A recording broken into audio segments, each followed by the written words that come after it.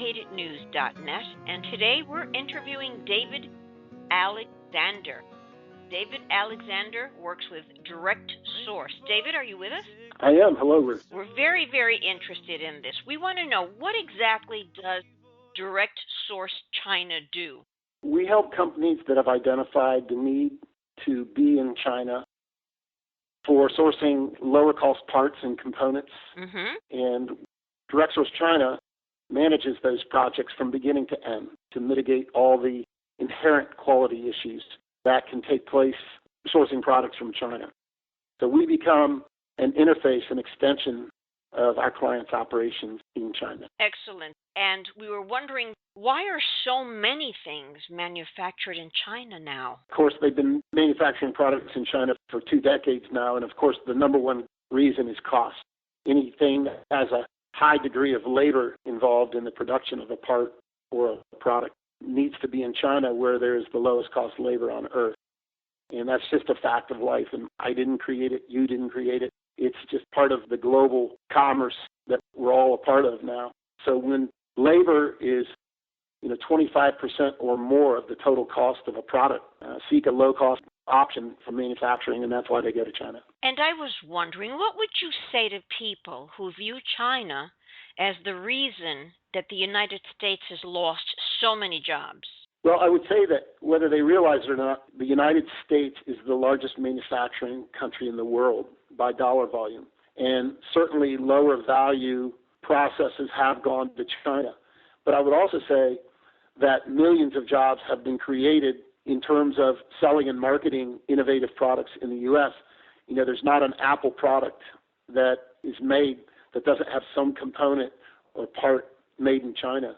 And sometimes we get emails from people that are concerned with the jobs being lost going to China. And the fact of the matter is people vote with their wallets. So the keyboards they were typing those emails to us on were probably made in China, and they probably purchased those because they were the best value for the dollar.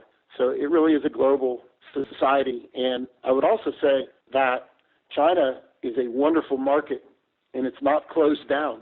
Companies in the United States have got to explore China as being a huge territory for their goods and services. 1.3 billion people in China, and there is a growing middle class with sort of a built-in demand for Western branded products. So there are jobs available and that will continue to be created just based on the market demand of China.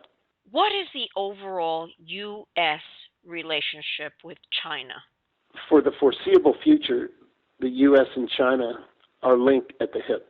We rely on China to support our national debt, but also for products that need to have lower costs. People will continue to seek out China as the manufacturing factory to the world.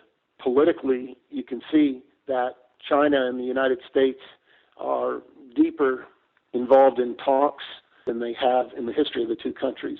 And also, there are many joint initiatives taking place right now. There is a joint U.S.-China healthcare initiative that was launched last year, where we are sharing some of our healthcare innovations.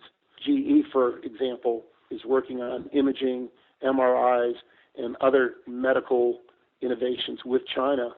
But what that also means is, while we're transferring some knowledge to China, U.S. companies are gaining unprecedented access to a growing market over in China. Now, what are some of the things that Americans don't understand about the Chinese? Well, I think that Americans don't understand mostly cultural issues. So when you go to China, the Chinese might translate maybe nonverbals a different way than we do. The Chinese are a very fast-paced society. The Chinese are wonderful people. They get up every day and they have children they care about, whose futures they care about, and they want to see their children enjoying this new capitalistic evolution that's taking place, much like that in the United States in the early 1900s. They also don't understand that prior to 15 years ago, the greater part of China was locked down to any access to what was going on in the West. But now you have this new young audience, this new generation who's very internet savvy and who is exposed to what the West has to offer in terms of quality of life and opportunity. And so they all want their piece of that. But when the Chinese don't understand how we use products or what some of our consumer products are consumed for, it's simply because they haven't had visibility to so many of these products, which is why you need a company to interface between U.S. companies and Chinese manufacturers to explain what certain products are used for, why we have the quality parameters that we have for certain products. We're very interested in knowing how your company helps Americans and European and I guess South American companies get products manufactured in China. What is your role? What role does your company play in helping a company set up their manufacturing in Asia? That's a great question.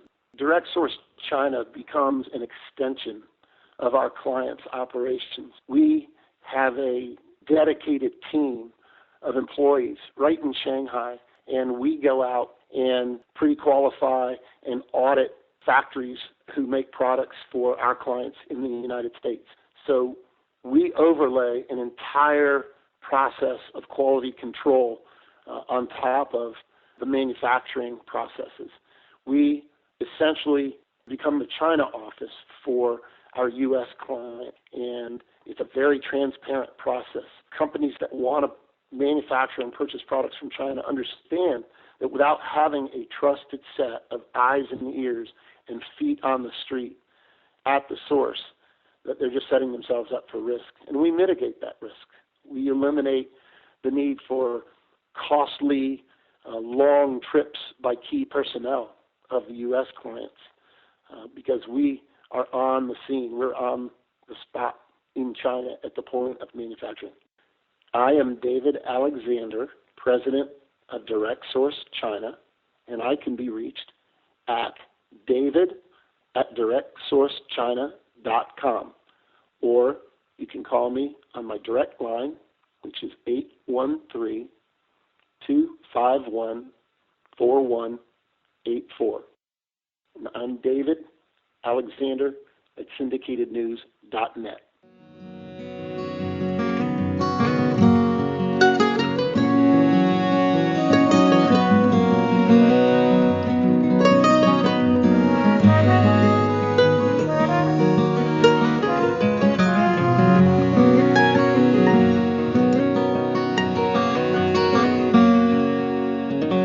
Thank you for the music and your stories of the road.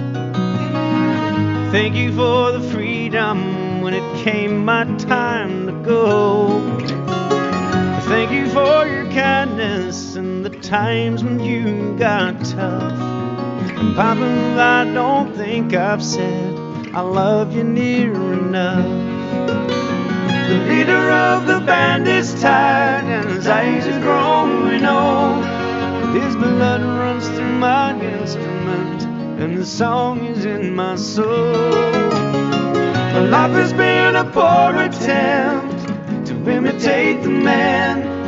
I'm just a living legacy to the leader of the band. I am a living legacy to the leader.